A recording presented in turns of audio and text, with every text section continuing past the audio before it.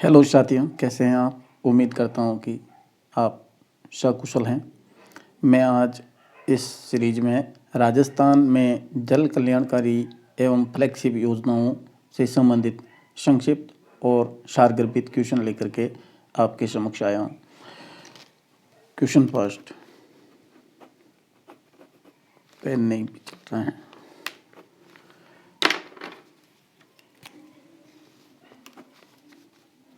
मुख्यमंत्री बाल गोपाल योजना की शुरुआत कब की गई? साथियों, मुख्यमंत्री बाल गोपाल योजना की शुरुआत 29 नवंबर 2022 को की गई। 29 नवंबर 2022 को की गई। अगला क्वेश्चन,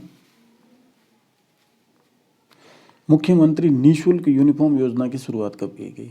मुख्यमंत्री निःशुल्क यूनिफॉर्म योजना की शुरुआत 29 नवंबर 2022 को। साथियों, मुख्यमंत्री बाल गोपाल योजना और मुख्यमंत्री निःशुल्क यूनिफॉर्म योजना दोनों की शुरुआत 29 नवंबर को ही की गई थी। आपको ये याद रखना है। क्वेश्चन 3, मुख्यमंत्री बाल गोपाल योजना के तहत दूध वितरण सप्ताह में किन किन दिवसों को किया जाता है? तो साथियों, मुख्यमंत्री बाल गोपाल योजना के तहत दूध हैं वो मंगलवार एवं शुक्रवार को, मंगलवार व शुक्रवार को पाउडर से निर्मित दूध यानी कि पाउडर से दूध बनाया जाता है और फिर बच्चों को मंगलवार व शुक्रवार को दिया जाता है। साथियों, पहले इसके पहले मंगलवार को मैंने और बताया था, मंगलवार को शक्ति दिवस के रूप में मनाया जाता है और एनीमिया की गोली भी दी जाती है। साथियों, तो मुख्यमंत्री बाल गोपाल योजना के तहत जो दूध दिया जाता है वो मंगलवार व शुक्रवार को दिया जाता है। क्वेश्चन 4, मुख्यमंत्री बाल गोपाल योजना के तहत कक्षा 6 से 8 तक कितना दूध वितरण किया जाता है?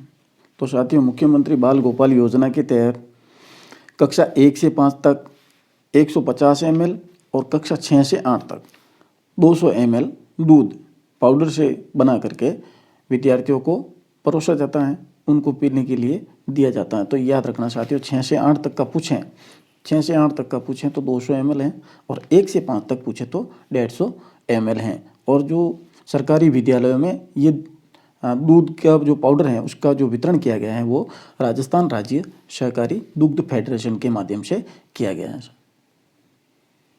क्वेश्चन नंबर 5, मुख्यमंत्री निःशुल्क यूनिफॉर्म वितरण के तहत सरकार द्वारा सिलाई हेतु कितनी राशि डीबीटी के माध्यम से विद्यार्थियों के खाते में स्थानांतरित की गई है? तो साथियों, 200 रुपये सिलाई के लिए 200 रुपये की राशि डीबीटी के माध्यम से, डीबीटी की फुल फॉर्म होती है direct benefit transfer, direct benefit transfer, यानी कि संबंधित विद्यार्थी के खाते में जो जनाधार से लिंक हैं उसमें 200 रुपये सिलाई के रूप में छात्रों को दिए जाते हैं। मुख्यमंत्री निःशुल्क यूनिफॉर्म के तहत जो कपड़ा वितरण है वो सरकार की तरफ से किया गया है। प्रत्येक विद्यार्थी को 2 ड्रेस दी गई हैं और उसकी सिलाई के लिए डीबीटी के माध्यम से बच्चों के बैंक खातों में 200 रुपये की राशि स्थानांतरित की गई है। साथियों, अगला क्वेश्चन 6 नंबर महत्वपूर्ण क्वेश्चन, राजश्री योजना का संबंध है। राजश्री योजना क्या है? राजश्री योजना बेटियों के जन्म को प्रोत्साहित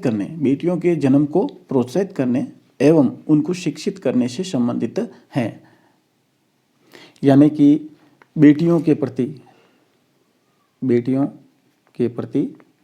सकारात्मक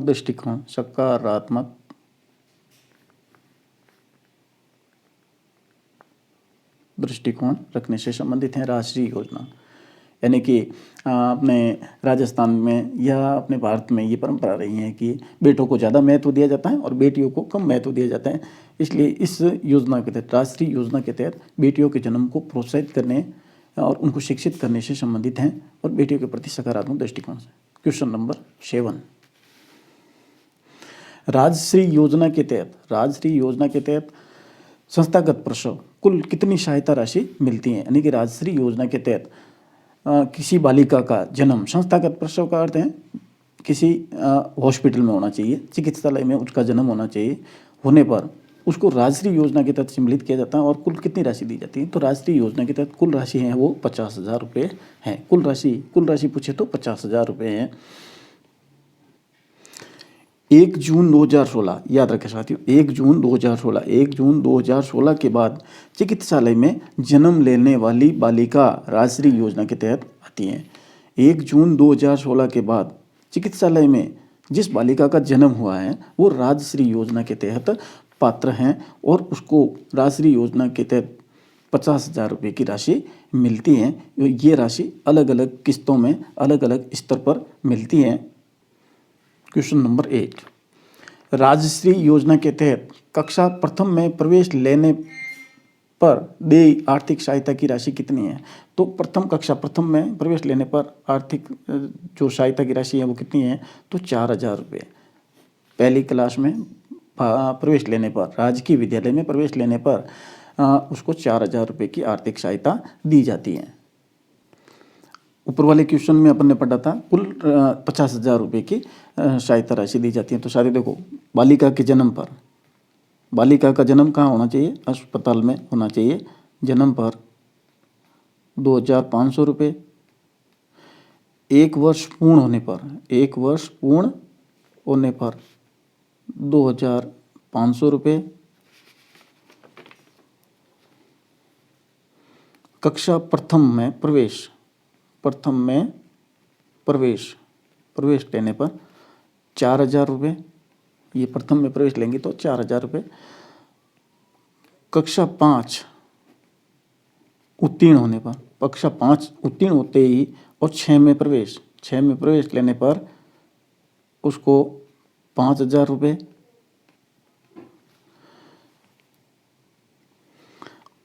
कक्षा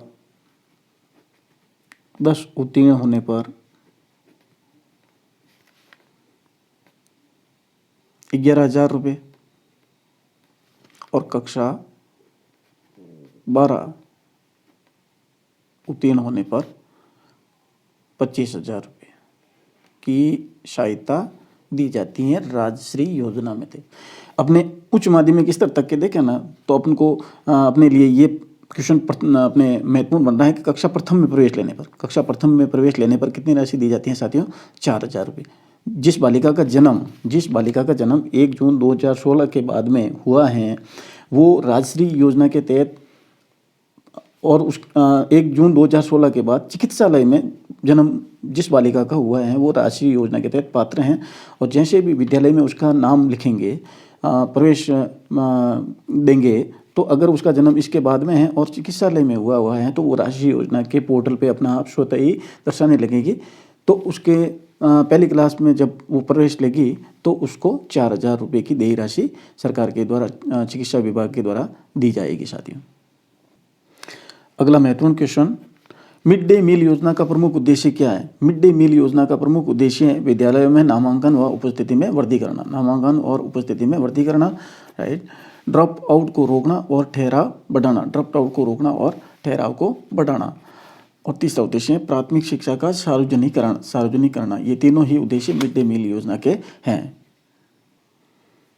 question 10, Rajiv Gandhi career guidance portal का संबंध है। Rajiv Gandhi career guidance portal का संबंध रोजगार उन्मुख शिक्षा को बढ़ावा देने हेतु कक्षा 9 से 12 तक बच्चों को पोर्टल के माध्यम से, कक्षा 9 से 12 तक अध्ययनरत विद्यार्थियों को पोर्टल के माध्यम से विभिन्न परीक्षाओं, कोर्स, छात्रवृत्तियों एवं कॉलेजों की जानकारी और नवीन वैकेंसियों के बारे में जानकारी दी जाती है। तो Rajiv Gandhi career guidance portal का संबंध है कक्षा 9 से 12 तक के बच्चों को रोजगार उन्मुखी शिक्षा को बढ़ावा देने से संबंध में है।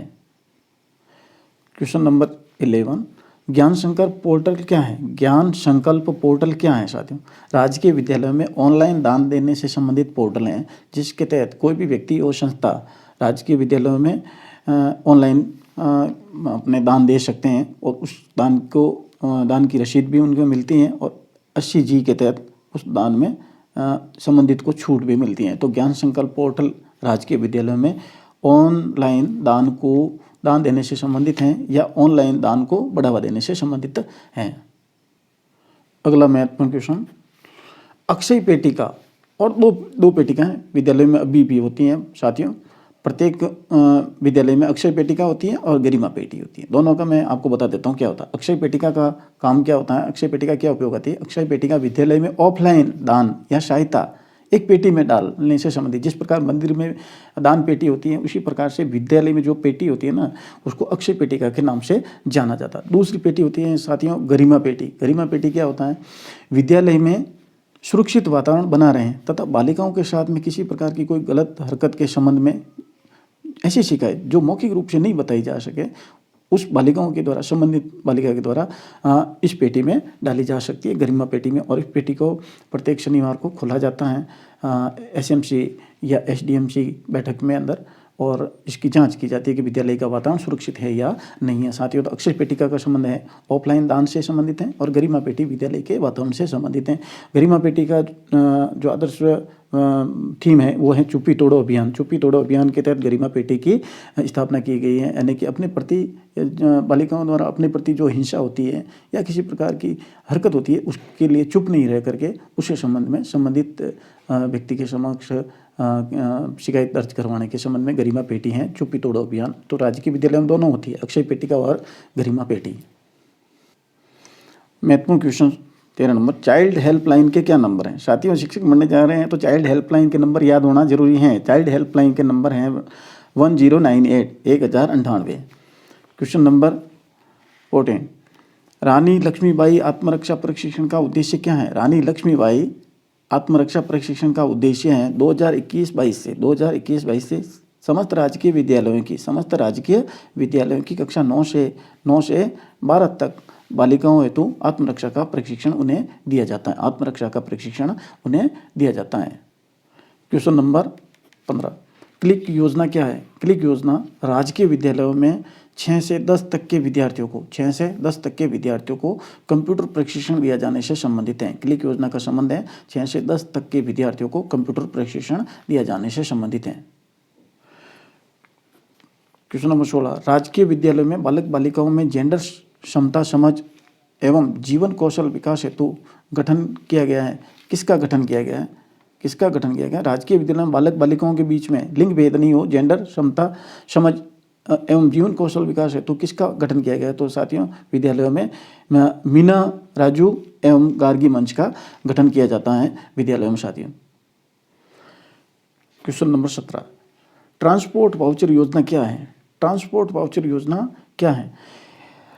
वाउचर योजना के तहत कक्षा 1 से 8 तक के विद्यार्थियों के लिए संचालित है। साथियों, ट्रांसपोर्ट वाउचर योजना कक्षा 1 से 8 तक के विद्यार्थियों के लिए। यहाँ आप समझना, पात्र कौन से विद्यार्थी हैं। कक्षा 1 से 5 तक के वे विद्यार्थी जो स्कूल से 1 किलोमीटर से अधिक दूरी से आते हैं, और कक्षा 6 से 8 तक के वे विद्यार्थी जो 2 किलोमीटर से अधिक दूरी से आते हैं। 2 किलोमीटर से अधिक दूरी से आने वाले विद्यार्थी, 1 से 5 में अध्ययनरत वह विद्यार्थी जिसकी घर से और स्कूल के बीच की दूरी 1 किलोमीटर से अधिक है, और 6 से 8 में अध्ययनरत वह विद्यार्थी जिसकी घर और स्कूल के बीच की दूरी है 2 किलोमीटर से अधिक हैं, तो वो ट्रांसपोर्ट वाउचर योजना के तहत लाभ ले सकते हैं।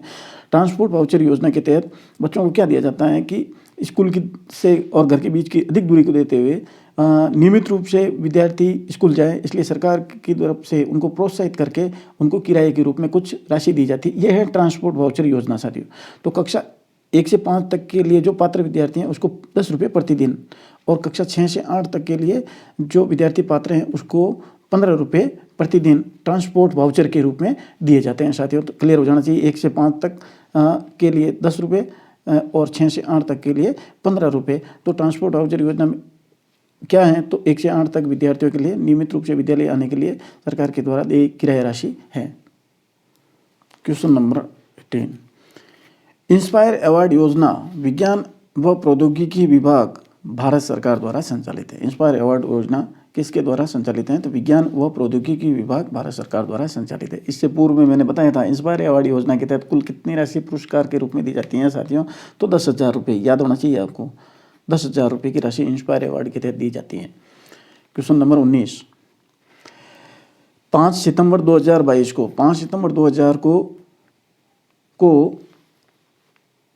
किस प्रकार के स्कूल की घोषणा की गई है। घोषणा की गई है अभी माननीय प्रधानमंत्री नरेंद्र मोदी के द्वारा पीएम श्री स्कूल की घोषणा की गई है 5 सितंबर 2022 को। ये पूरे संपूर्ण भारत में बनने वाले बनेंगे स्कूल जो NEP न्यू एजुकेशन पॉलिसी 2020 की संपूर्ण शर्तों को पूर्ण करते हुए अत्याधुनिक नवोदय विद्यालय और विवेकानंद मॉडल स्कूल होते हैं, उनसे भी बढ़ करके इसके अंदर अत्याधुनिक तरीक़ों से शिक्षण कार्य करवाने से संबंधित ये स्कूल की भविष्य में खुलने की घोषणा की गई है। पीएम श्री स्कूल प्रत्येक जिले में खुलेंगे ये, और 5 सितंबर 2022 को इस प्रकार के स्कूल की घोषणा की गई है। साथियों, महत्वपूर्ण क्वेश्चन, राजस्थान राज्य पाठ्य पुस्तक मंडल स्थित हैं।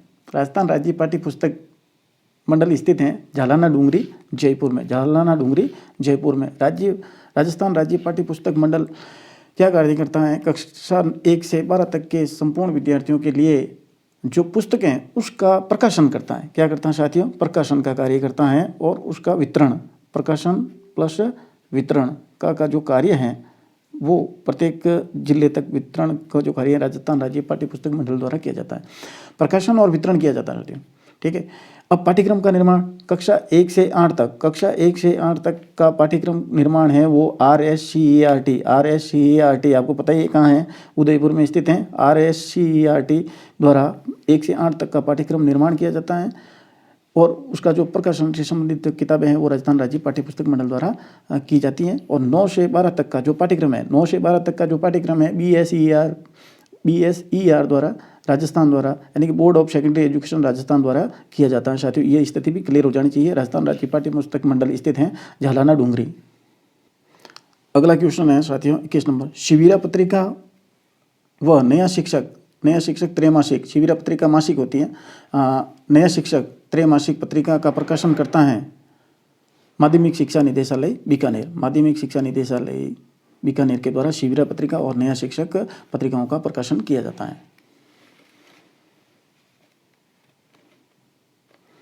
क्वेश्चन नंबर 22 महत्वपूर्ण क्वेश्चन है, RSCERT की फुल फॉर्म क्या है? RSCERT की फुल फॉर्म, RSCERT कहाँ स्थित है? उदयपुर में है साथियों। तो फुल फॉर्म है Rajasthan state council of education research and training. Rajasthan state council of education research and training मुख्यालय कहाँ स्थित है? उदयपुर में साथियों। नेक्स्ट क्वेश्चन 23 नंबर, BSER का मुख्यालय स्थित है, BSER का मुख्यालय कहाँ स्थित है? अजमेर में। कहाँ स्थित है साथियों? अजमेर में। Board of secondary education Rajasthan का आदर्श वाक्य क्या है? BSER का मुख्यालय कहाँ स्थित है? ये तो आपको पता है, अजमेर में है। इसका आदर्श वाक्य क्या है? सिद्धि भगवती कर्मजा साथियों, याद रखना है। क्वेश्चन नंबर 24 साथियों, राजस्थान सरकार की महत्वपूर्ण योजनाओं का लाभ लेने हेतु सबसे आवश्यक दस्तावेज वर्तमान में कौन सा है? सबसे आवश्यक दस्तावेज है साथियों जनाधार कार्ड। क्या है? जनाधार कार्ड में किसके नाम से बना होता है? परिवार की महिला मुखिया के नाम से बना होता है। और जिस परिवार के अंदर कोई महिला नहीं है तो वहाँ पर 21 वर्ष के आयु के पुरुष अगर है तो उसे पुरुष मुखिया भी बनाया जा सकता है। पहली शर्त यही है कि महिला मुखिया होनी चाहिए, अगर नहीं है तो 21 वर्ष की आयु के पुरुष को बनाया जा सकता है। जनाधार कार्ड नामांकित परिवार का 10 अंकीय कार्ड होता है। जनाधार कार्ड के जो नंबर हैं वो 10 अंकों के होते हैं। कितने अंकों के होते हैं साथियों? 10 अंकों के। साथियों इंपॉर्टेंट याद रखें। और जनाधार कार्ड में मुखिया सहित सभी सदस्यों के जो एक विशिष्ट पहचान संख्या दी जाती है वो 11 अंक की विशिष्ट पहचान संख्या होती है। तो जनाधार कार्ड के जो नंबर हैं साथियों 10 अंकों के होते हैं। और जनाधार कार्ड में परिवार के जितने भी सदस्य हैं उनको एक विशेष व्यक्तिगत पहचान संख्या होती है 11 अंकों की। और डीबीटी के माध्यम से भुगतान किया जाता है। डायरेक्ट बेनिफिट ट्रांसफर योजना के माध्यम से, जनाधार कार्ड के माध्यम से आजकल समस्त जो लाभ हैं, छात्रवृत्तियाँ हैं, स्टूडेंट को यूनिफॉर्म वितरण का जो पैसा है, या अपने नरेगा वगैरह अन्य योजनाओं के जो लाभ हैं वो सीधे डीबीटी के माध्यम से संबंधित के खाते, महिला मुखिया के खाते में ट्रांसफ़र किए जाते हैं। क्वेश्चन नंबर 25 साथियों, मगरा विकास कार्यक्रम संचालित हैं। मगरा विकास कार्यक्रम कहाँ संचालित हैं? अजमेर, भीलवाड़ा, पाली, राजसमंद, चित्तौड़गढ़। इन सभी क्षेत्रों को मगरा मगरा के नाम से जाना जाता है। मगरा विकास कार्यक्रम यहाँ संचालित हैं 2005 और 6 से। साथियों, महत्वपूर्ण क्वेश्चन पहले की कई परीक्षाओं में आया हुआ है। नर्मदा नहर परियोजना से लाभान्वित जिले हैं। नर्मदा नहर परियोजना से लाभान्वित जिले जालौर और बाड़मेर हैं। जालौर व बाड़मेर जिले नर्मदा नहर परियोजना से लाभान्वित जिले हैं साथियों। अटल भूजल योजना संचालित हैं। अटल भूजल योजना संचालित हैं 1 अप्रैल 20 से भारत सरकार और विश्व बैंक के सहयोग से चलती है अटल भूजल योजना।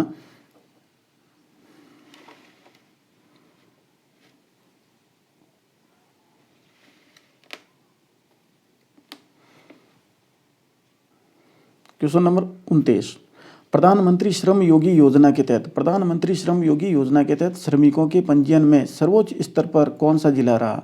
संपूर्ण भारत में प्रधानमंत्री श्रम योगी पोर्टल पे जो भी श्रमिक हैं उनका पंजीयन किया जाता है, तो सर्वोच्च स्तर पर पंजीयन में संपूर्ण भारत में राजस्थान का बांसवाड़ा जिला है वो अव्वल रहा है, प्रथम स्थान पे रहा है साथियों। महत्वपूर्ण क्वेश्चन है, परीक्षा की दृष्टि से याद रखें। अगला महत्वपूर्ण क्वेश्चन 23, मुख्यमंत्री चिरंजीवी स्वास्थ्य बीमा योजना के संबंध में सत्य कथन है। मुख्यमंत्री चिरंजीवी स्वास्थ्य बीमा योजना के संबंध में सत्य कथन है साथियों। इसकी शुरुआत 1 मई 2021 को की गई। इसके तहत मुख्यमंत्री चिरंजीवी स्वास्थ्य बीमा योजना के तहत इसके तहत पात्र परिवार को प्रति परिवार को 10 लाख रुपए का निःशुल्क इलाज का बीमा इस योजना के तहत प्रदान किया जाता है। इसमें पात्र कौन है? खाद्य सुरक्षा में सम्मिलित व्यक्ति, खाद्य सुरक्षा का जो लाभ ले रहे हैं, खाद्य सुरक्षा का लाभ लेने वाले समस्त परिवार, समस्त सरकारी विभागों में कार्यरत कार्मिक और लघु सीमांत कृषक, ये 3 श्रेणी के जो कैटेगरी के हैं वो मुख्यमंत्री चिरंजीवी स्वास्थ्य बीमा योजना के तहत निःशुल्क रूप से श्रेणी में सम्मिलित हैं। तथा इनके अलावा शेष जो परिवार हैं वो 850 रुपये का प्रीमियम अदा करके इस मुख्यमंत्री चिरंजीवी स्वास्थ्य बीमा योजना का लाभ ले सकते हैं। तो साथियों, सभी कथन सही हैं। इसकी शुरुआत 1 मई 2021 को की गई। इसके तहत 10 लाख रुपए का निःशुल्क इलाज का बीमा दिया जाता है। इसके तहत जो पात्र हैं वो खाद्य सुरक्षा में सम्मिलित व्यक्ति, सरकारी विभागों में कार्यरत कार्मिक, लघु सीमांत कृषक, ये 3 निःशुल्क श्रेणी हैं। और शेष परिवार अगर कोई भी इसके अलावा अगर मुख्यमंत्री चिरंजीवी स्वास्थ्य बीमा योजना का लाभ लेना चाहें तो 850 रुपये का प्रीमियम अदा करके लाभ ले सकता है। अगला महत्वपूर्ण क्वेश्चन नंबर 31, घर घर औषधि योजना 1 अगस्त 2021 को प्रारंभ की गई है। किससे संबंधित है? तो लोगों की रोग प्रतिरोधक क्षमता को बढ़ाना तथा औषधीय पादपों के संरक्षण से संबंधित है। इसके साथ में औषधीय पादपों का संरक्षण। इस योजना की शुरुआत मुख्यमंत्री जी द्वारा अपने आवास पर गिलोय वृक्ष को लगा करके 1 अगस्त 2021 को की गई थी। और घर घर औषधि योजना के तहत 4 प्रकार के पौधे साथियों याद रखें, घर घर औषधि योजना के तहत 4 पौधे दिए जाते हैं। 4 प्रकार के पौधे, औषधि पौधे, अश्वगंधा, कालमेघ, तुलसी और गिलोय घर घर औषधि योजना के तहत वितरण किए जाते हैं। लोगों की रोग प्रतिरोधक क्षमता को बढ़ाना और औषधि पादपों के संरक्षण से संबंधित में। और माननीय मुख्यमंत्री अशोक गहलोत द्वारा अपने सरकारी आवास पे 1 अगस्त 2021 को गिलोय वृक्ष लगा करके, गिलोय का औषधि पादप लगा करके इसकी शुरुआत की गई थी। अगला महत्वपूर्ण क्वेश्चन 32 नंबर, शहरी क्षेत्रों में युवाओं व बेरोजगारों के लिए स्वरोजगार के लिए बिना ब्याज ऋण। शहरी क्षेत्रों में युवाओं बेरोजगारों को स्वरोजगार के लिए बिना ब्याज ऋण प्रदान किया जाता है। किस योजना के तहत हैं? तो साथियों, इंदिरा गांधी शहरी क्रेडिट योजना के तहत 50,000 तक का ऋण जो है वो बिना ब्याज के युवाओं और बेरोजगारों को अपना स्वयं का व्यवसाय स्थापित करने के लिए दिया जाता है। 50,000 रुपये इंदिरा गांधी शहरी क्रेडिट योजना। क्वेश्चन नंबर 33 महत्वपूर्ण क्वेश्चन, इंदिरा रसोई योजना के तहत जरूरतमंदों को कितनी दर से भोजन उपलब्ध कराया जाता है प्रति थाली? कोई भी भूखा नहीं सोए इस संकल्प के साथ राज्य सरकार की इंदिरा रसोई योजना शहरी क्षेत्रों में संचालित हैं। और इसमें प्रति थाली रुपये की दर से 8 रुपये की दर से प्रति थाली ज़रूरतमंदों को भोजन उपलब्ध कराया जाता है। साथियों, इसके तहत मैं बता दूं, इंदिरा रसोई योजना के तहत कुल जो राशि है प्रति थाली 25 रुपये है। कितनी राशि है? कुल राशि 25 रुपये है। इसमें 17 रुपये सरकार का अनुदान होता है और 8 रुपये संबंधित व्यक्ति से लिए जाते हैं जो इंदिरा रसोई के अंदर भोजन ग्रहण कर रहा है। इस प्रकार के 25 रुपये हैं। तो कुल राशि है प्रति थाली 25 रुपये, सरकार का जो अनुदान है 17 रुपये और 8 रुपये प्रति थाली के रूप से शहरी क्षेत्रों में इंदिरा रसोई योजना के तहत ज़रूरतमंदों को भोजन करवाया जाता है। क्वेश्चन नंबर 34 साथियों, इंदिरा गांधी शहरी रोजगार गारंटी के तहत शहरों में निवास करने वाले परिवारों को प्रतिवर्ष कितने दिन का रोजगार उपलब्ध कराया जाता है? तो साथियों 100 दिन का मनरेगा। जिस प्रकार से ग्रामीण क्षेत्रों में मनरेगा चलती है, उसी प्रकार से इंदिरा गांधी शहरी रोजगार गारंटी योजना शहरी क्षेत्रों में भी लागू की गई है। इसके तहत 100 दिन का रोजगार उपलब्ध कराया जाता है। क्वेश्चन नंबर 35, महत्वपूर्ण क्वेश्चन, राजीव गांधी ग्रामीण खेलों का शुभारंभ कब हुआ? राजीव गांधी ग्रामीण खेलों का शुभारंभ कब हुआ? साथियों, राजीव गांधी ग्रामीण खेलों का शुभारंभ 29 अगस्त 2022 को हुआ था और संपूर्ण राजस्थान में पंचायत स्तर से शुरू हुआ था। कहाँ से शुरू हुआ था साथियों? पंचायत स्तर से शुरू हुआ था। राजीव गांधी ग्रामीण खेलों का शुभारंभ 29 अगस्त 2022 को संपूर्ण राजस्थान में पंचायत स्तर से शुरू हुआ था।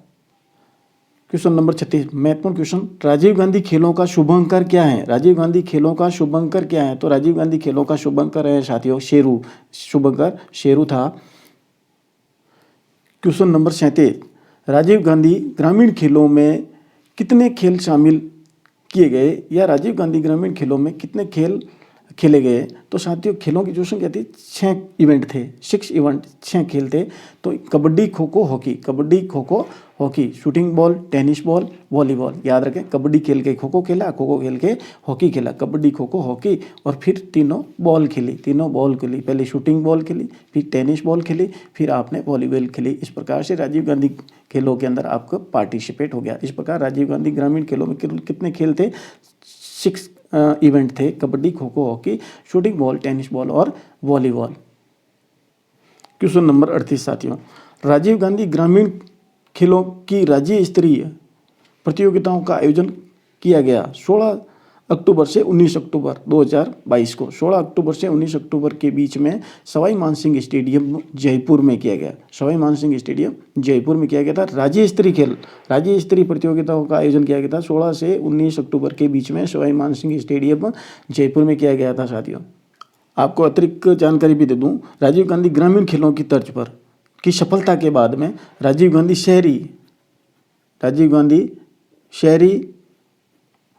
ओलंपिक का भी राज्य सरकार की ओर से आयोजन किया जाने वाला है आगे।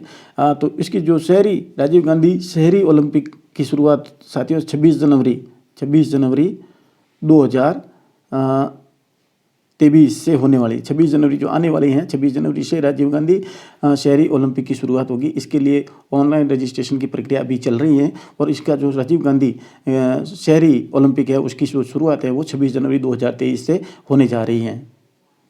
साथियों, ये थे आज के महत्वपूर्ण क्वेश्चन। प्लीज़ वीडियो को शेयर, लाइक एंड कमेंट अवश्य करें और सब्सक्राइब भी खूब करें। थैंक यू, धन्यवाद।